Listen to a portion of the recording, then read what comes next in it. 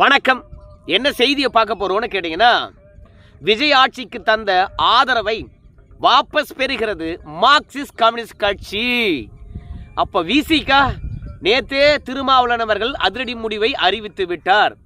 அப்ப இந்திய கம்யூனிஸ்ட் கட்சி அவங்க என்ன முடிவெடுத்திருக்கிறாங்க என்ற விஷயத்தை மின்னம்பலம் என்ற யூடியூப் சேனலுக்கு பேட்டியளித்திருக்கின்றார்கள். அவங்க என்ன சொன்னாங்க என்ற விஷயத்தையும் நான் உங்ககிட்ட சொல்றேன். இப்படி ஆதரவை மறுபரிசீலனை செய்கின்ற பொழுது விஜய் ஆட்சி கவிழுமா கவிழாதா, அதை பற்றியும் நம்ம பேச போகிறோம். இப்படி ஆதரவை மறுபரிசீலனை செய்கின்ற போது அது யாருக்கு ஆப்பாக மாறப்போகுது அப்படின்ற விஷயத்தையும் நம்ம தெளிவாக பேசலாம். ஆனால் அதற்கு முன்பாக இதுவரைக்கும் நம்ம சேனலை நீங்கள் சப்ஸ்கிரைப் பண்ணலைன்னா மறக்காமல் சப்ஸ்கிரைப் பண்ணிக்கிட்டு கொஞ்சம் சப்போர்ட் பண்ணுங்கள். முதல்ல மார்க்சிஸ்ட் கம்யூனிஸ்ட் கட்சியினுடைய மாநில பொதுச் செயலாளர் பே. சண்முகம் அவர்கள் பத்திரிகையாளர்கள் முன்பாக என்ன பேசியிருக்கிறார் என்ற விஷயத்தை நீங்க பார்த்துட்டு வந்துடுங்க. அதிமுகவை அவர்கள் அமைச்சரவையில் சேர்த்துக் கொள்வதோ அவர்களுடைய ஆதரவை தொடர்ந்து பெறுவது என்பதோ மக்களுடைய தீர்ப்புக்கு எதிரான. அவர் சொல்லியிருக்கிற கிளீன் கவர்னன்ஸ், ஒரு நல்லாட்சி என்பதற்கே விரோதமாக அது அமையும். ஏற்கனவே அதிமுக திமுக அணி ரெண்டுக்கும் எதிராகத்தான் மக்கள் வாக்களித்திருக்கிறார்கள். அத்தகைய அணியினுடைய ஒரு ஆதரவை பெற்று தாவேகா என்பது ஆட்சியில் தொடர்வது என்பது மக்களுடைய தீர்ப்புக்கு விரோதமாக அமையும். நிச்சயமாக அத்தகைய ஒரு நிலைக்கு அவர்கள் செல்ல மாட்டார்கள் என்று நான் நம்புகிறேன். மீறி அவர்கள் அதிமுகவுடைய ஒரு கோஷ்டியை சேர்த்துக் கொள்வதோ அதிமுகவோடு சேர்ந்து கொண்டு ஆட்சி அமைப்பதோ என்கிற முடிவுக்கு தாவேகா செல்லுமானால் நிச்சயமாக எங்களுடைய முடிவை நாங்கள் மறுபரிசீலனை செய்வோம். தாவேகா அதிமுக அமைச்சரவை கொடுத்தாக்கா அதோட நிலைப்பாடு என்ன சார் இருக்கும்? ஏன் இந்த முடிவு அப்படின்னு சொல்லும் பொழுது அதிமுக வேணாம் திமுக வேணாம், ரெண்டு பேரையும் பார்த்துட்டோம், ரெண்டு பேரும் ஊழல் சக்திகள், நீ தூய சக்தி என்று சொல்ற, உனக்கு ஒரு வாய்ப்பு தருகின்றோம் என்று தான் உங்களுக்கு 108 தொகுதிகள் வெற்றியை தந்திருக்கின்றார்கள். மீண்டும் அவங்களுடனே போயிட்டு கூட்டணி வச்சுக்கிட்டு அவங்கள ஆளவும் வச்சா மக்கள் என்ன நினைப்பாங்க? இது வாக்களித்த மக்களுடைய கருத்துக்கு எதிராக இருக்கு இல்லையா? அப்படி வாக்களித்தவருடைய கருத்துக்கு எதிராகவே இருக்கின்ற போது, ஜனநாயகத்துக்கு முரணாகவே இருக்கின்ற போது ஊழல்வாதிகளை விஜயை ஊக்குவிப்பதனால நாங்கள் எப்படிங்க அவங்களுடன் இருக்க முடியும்? அதனால் எங்களுடைய ஆதரவை மறுபரிசீலனை செய்வோம். அதாவது அதிமுக இருக்கக்கூடிய 25 எம்எல்ஏக்கள் தவேகாவுடன் கூட்டணி போட்டதோ இல்லை அமைச்சரவையில் இணைந்ததோ எங்களுக்கு விருப்பம் இல்லை தானுங்க. அவர் என்ன நினைக்கிறாருன்னா, 25 எம்எல்ஏக்கள் இருந்தாங்கன்னா 5 வருஷம் நிம்மதியாக ஓட்டிடலாம். ஏன்னா கொள்கை பேசக்கூடியவங்க மார்க்சிஸ்ட் கம்யூனிஸ்ட் கட்சியும் இந்திய கம்யூனிஸ்ட் கட்சியும் விசிகாவும் அவங்க எப்போது வேண்டுமானாலும் நம்முடைய ஆதரவை வாபஸ் பெற்றுக்கொண்டு அவங்க சென்று விடலாம். அதனால் இந்த 25 எம்எல்ஏக்கள் வெளியிலிருந்து ஆதரவு தெரிவிப்பதை விட அவங்கள அமைச்சரவையில் இணைத்து கொண்டோம் என்றால் அவங்க நிரந்தரமாக நமக்கு 5 ஆண்டு காலம் ஆதரவு தருவார்கள், எந்த பிரச்சனையும் இருக்காது அப்படின்னு விஜய் நினைக்கின்றார். அது தவறான விஷயம். ஏன்னா ஒரு முறை கம்யூனிஸ்ட் கட்சிகள் ஆதரவு தந்து விட்டால் நாங்கள் கோரிக்கை வைப்போமே அன்றி ஒருபோதும் அந்த ஆட்சியை நாங்கள் கலைக்க மாட்டோம். தொடக்கத்திலே ஜனாதிபதி ஆட்சி வரக்கூடாது என்பதற்காக, பாஜக ஆளுநர் மூலமாக ஆட்சி செய்யக்கூடாது என்பதற்காக உடனடியாக கூட்டணியை உடைச்சிக்கிட்டு விஜய்க்கு ஆதரவு தருகின்றோம் என்றால் 5 வருஷ காலம் எங்களுடைய ஆதரவை வாபஸ் பெற்று விடுவோமா? கம்யூனிஸ்ட் கட்சி என்னைக்காவது நம்பிக்கை துரோகம் பண்ணியிருக்குதா? தொடர்ந்து கோரிக்கை வைப்போம். ஆனால் எங்கள் ஆதரவே போதும் விஜய் அவர்கள் 5 ஆண்டு காலம் ஆட்சி செய்வதற்கு. ஆனால் அவர் அதிமுகவினருக்கு எதற்காக அமைச்சர் பதவி கொடுக்குறாரு? இது பே. சண்முகம் மார்க்சிஸ்ட் கம்யூனிஸ்ட் கட்சியினுடைய பொதுச் செயலாளர் சொன்னதில்லை. இது இந்திய கம்யூனிஸ்ட் கட்சியினுடைய மாநில பொதுச் செயலாளர் இருக்கக்கூடிய வீரபாண்டியன் அவர்கள் மின்னம்பலம் யூடியூப் சேனலுக்கு தந்த பேட்டி. அதிமுகவினர் அமைச்சரவையில் இணைந்தார்கள் என்றால் எங்களுடைய ஆதரவை நாங்கள் வாபஸ் பெறுவதா இல்லை மறுபரிசீலனை செய்வதா என்ற முடிவுக்கு நாங்கள் போயிடுவோம் அப்படின்னு அவரும் சொல்லியிருக்கின்றார். எங்கள் ஆதரவே போதும். முதல்ல எங்கள் கிட்ட தானே கேட்டீங்க, அப்புறம் ஏன் எங்கள் மீது சந்தேகப்படணும்? சந்தேகப்படுறதுக்கு என்ன இருக்குது இதில்? ஒன்று மார்க்சிஸ்ட் கம்யூனிஸ்ட் கட்சியோ இந்திய கம்யூனிஸ்ட் கட்சியோ அல்லது திருமாவளவனுடைய விசிகா கட்சியோ 3 பேரும் தவேகாவுடன் கூட்டணியில் இணைந்து விட்டால் கூட போதும். அமைச்சரவையில் இடம்பெறவில்லை என்றாலும் கூட கூட்டணியில் இணைந்து விட்டால் திமுக கூட்டணி கிடையாது என்று முடிவெடுத்து விட்டார்கள் என்றால் இவங்களை நம்பலாம் அப்படின்னு சொல்லிட்டு விஜய் அவர்கள் நினைக்கின்றார். ஏன்னா விஜய் நல்லது பண்ணாலும் கெட்டது பண்ணாலும் விசிகா கம்யூனிஸ்ட் கட்சிகள் அவங்க அறிவுறுத்தல் செய்வாங்க, சுட்டி காட்டுவாங்க, நம்ம திருத்திக்கலாம். ஆனால் ஒரு கூட்டணியில் இருந்துக்கிட்டு இன்னொரு கூட்டணிக்கு ஆதரவளிக்கின்ற பொழுது, தேர்தல்னு ஒன்று வருகின்ற பொழுது அவங்கள ஆதரிப்பார்கள், அவங்களுக்காக பிரச்சாரம் பண்ணுவார்கள், கூட்டணிக்கு ஆதரவு தெரிவித்துவிட்டு இந்த ஆட்சியை பற்றி வண்டி வண்டியாக போய் எதிர்த்து பிரச்சாரம் பண்ணுவாங்க. அதனால் கூட்டணியில் இருந்தாங்கன்னா நம்ம ஆட்சி பற்றி நல்ல விஷயங்களை பற்றி பேசுவாங்க பிரச்சாரத்தில், நம்மளுக்கு வலிமையாக இருக்கும். அதனால் கூட்டணிக்கு வராமல் வெளியிலிருந்தே வந்து அவங்க ஆதரவு தருவது இது தேர்தல் அரசியலுக்கு ஒத்து வராது. இந்த முறை வெற்றி பெற்றிருக்கின்றாய், ஆதரவு தருகின்றோம், ஆனால் உன்னுடைய தவறுகள் ஒட்டுமொத்தமாக நாங்கள் மக்கள் மத்தியில் கொண்டு போய் சேர்த்து உன்னை வீழ்த்துவோம், திமுக மீண்டும் அரியணை ஏற்றுவோம் அப்படின்னு சொன்னால் இது எப்பேற்பட்ட கூட்டணி? ஒட்டுமொத்தமாக முரண்பாடாக இல்லையா? அதனால் விஜய் அவர்களை பொறுத்த வரைக்கும் இந்த கூட்டணி சரிபட்டு வராதுன்னு நினச்சி அதிமுகவினர் உள்ளே கொண்டு வராரு. இதை நாங்கள் ஏற்றுக்கொள்ள மாட்டோம் அப்படின்னு கம்யூனிஸ்ட் கட்சிகளும் விசிகாவும் சொல்லியிருக்குது. நேற்று திருமாவளவனே சொல்லிட்டார், அதிமுகவினருக்கு அமைச்சர் பதவி தந்தால் எங்கள் ஆதரவை மறுபரிசீலனை செய்வோம் அப்படின்னு வந்து திருமாவளவன் தெளிவாக சொல்லிட்டாரு.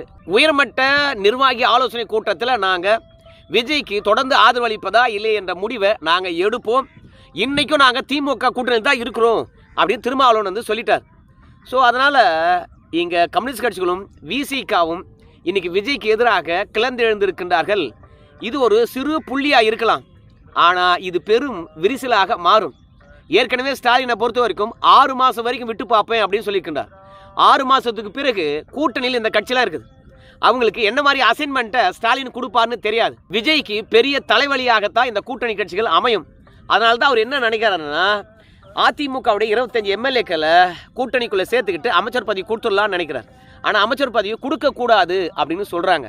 சரி, குடைச்சல் கொடுக்கக்கூடிய இந்த காங்கிரஸ், கம்யூனிஸ்ட் கட்சிகள், விசிகா இவங்க கூட்டணியெல்லாம் வேண்டாம் என்று சொல்லிவிடுவாரா விஜய் அப்படின்னு சொல்லும்போது, விஜயை பொறுத்த வரைக்கும் தன்னை எப்படி போர்ட்ரேட் பண்ணிக்கிறாருன்னு பார்க்கும்போது, மத சார்பற்றவர், ஜனநாயகவாதி, வலதுசாரிகள் நாங்கள்லாம், அதே மாதிரி ஒடுக்கப்பட்டவர் பக்கம் நாங்கள் நிற்கிறோம் அப்படின்னு தன்னை அடையாளப்படுத்திக் கொள்கின்றார். திமுக பார்க்காத ஜாதியே இல்லை, திமுக பார்க்காத மதமே கிடையாது. ஒருதலை பட்சமாக செயல்படக்கூடியது தான் திமுக. இந்துக்களுக்கு எதிராக தான் பேசிக்கிட்டே இருப்பாங்க. அதனால் திமுகவுக்கு சிறுபான்மையர் வாக்கு தொடர்ச்சியாக போயிட்டே இருக்குது. அந்த வாக்கு விஜய்க்கு வந்தது, அது தொடர வேண்டும் என்றால் இப்போ இருக்கின்ற கூட்டணி தவேகாவுடன் இணையணும். அதனால் அதிமுக எம்எல்ஏக்களை வெளியே வச்சிருந்து நமக்கு ஆதரவளிக்கலாம் அப்படின்ற எண்ணம் மட்டும்தான் விஜய்க்கு இருக்கும். அவர் அமைச்சரவையில் அதிமுக எம்எல்ஏக்களை சேர்க்க மாட்டாருன்னு தான் நினைக்கிறேன். ஏற்கனவே செங்கோட்டையன் தெளிவாக சொல்லிட்டார், அதிமுக எம்எல்ஏக்களுக்கு யார் அமைச்சர் பதவி கொடுக்கணும்னு சொன்னோம், பத்திரிகையாளராகிய நீங்கள் தான் சொல்லிட்டு இருக்கீங்க அப்படின்னு தெளிவுபடுத்தியிருக்கின்றார். அதனால் விஜயை பொறுத்த வரைக்கும் விசிகா, கம்யூனிஸ்ட் கட்சி, காங்கிரஸ் இந்த கூட்டணியை தான் அவர் விரும்புகிறார். வெளியிலிருந்து ஆதரவு தேவையில்லை. காங்கிரஸ் மாதிரி நிபந்தனையுடன் ஆதரவு அளித்தால் சூப்பராக இருக்கும் அப்படின்னு விஜய் நினைக்கின்றார். அதற்காக அதிமுகவுடைய 25 எம்எல்ஏக்களை ட்ரம்ப் கார்டாக பயன்படுத்துகின்றார். அதிமுகவிலிருந்து வந்த 25 எம்எல்ஏக்களுக்கு அமைச்சர் பதவி கிடையாது. கதறி கதறி சாக வேண்டியது தான்.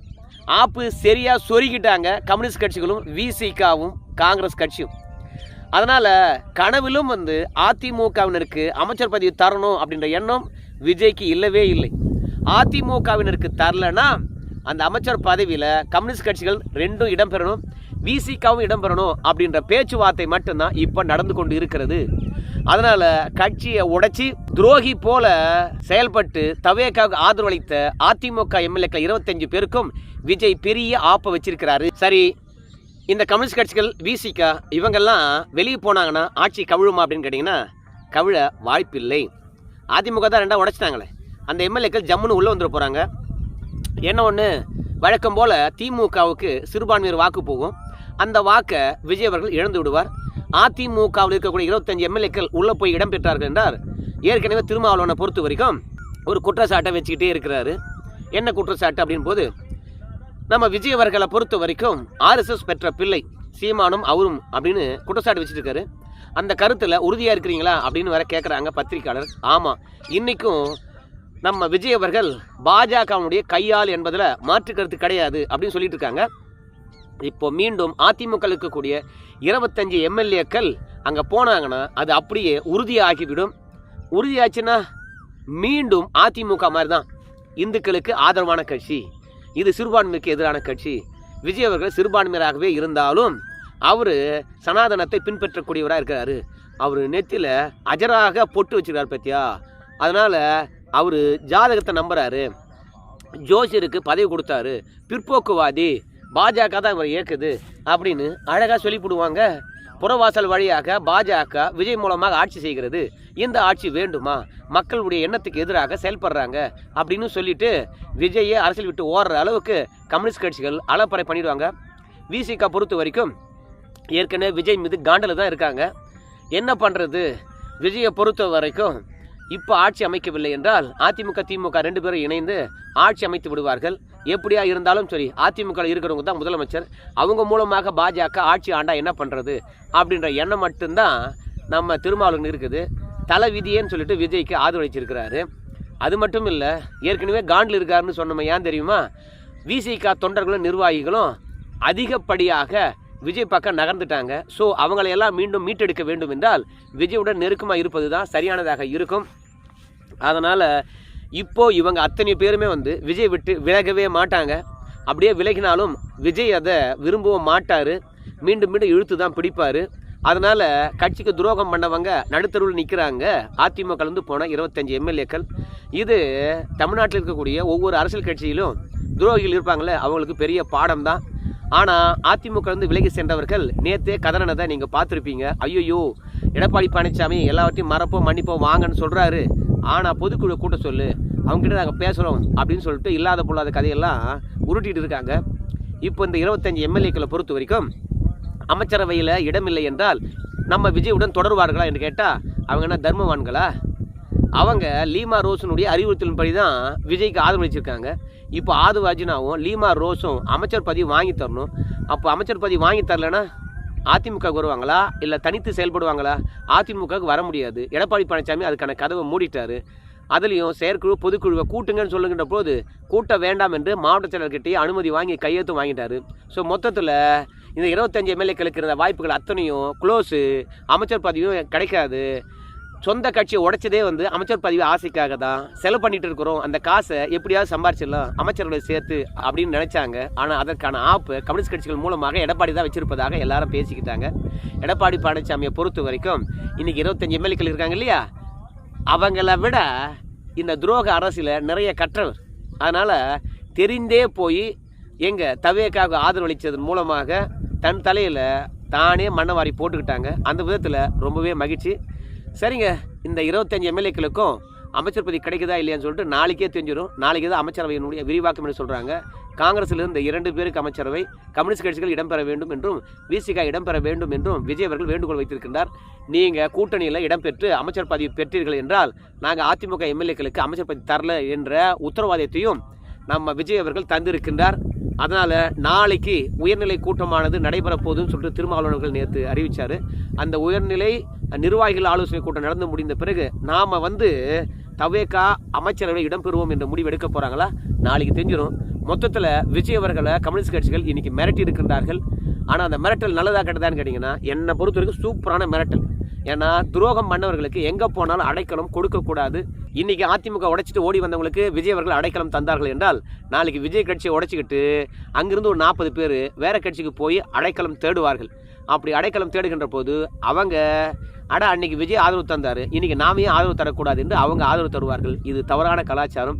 இன்றைக்கி அதிமுக நடுவீதியில் நிற்கலாம், ஆனால் விஜய் அவர்கள் அரசியலுக்கு அனுபவம் இல்லாமல் வந்திருக்கிறாரு. அவர் மட்டும் இந்த மாதிரி ஒரு பிரிவு ஏற்பட்டு அதுலேருந்து ஒரு 50 எம்எல்ஏக்கள் வெளியேறினாங்கன்னா அதுக்கப்புறம் ஒரு ஆட்சியில் இருக்க முடியாது, கட்சி வச்சு நடத்த முடியாது. அந்த அளவுக்கு நன்றாக அனுபவம் பெற்ற திமுக அதிமுக அறுத்து விட்டுருவாங்க. அதனால் துரோகிகளை எந்த கட்சியும் ஆதரிக்கக்கூடாது என்பதுதான் என்னுடைய எண்ணம். என்ன நடக்கப் போகுது என்பதெல்லாம் பொறுத்திருந்து பார்க்கலாம். நன்றிங்க.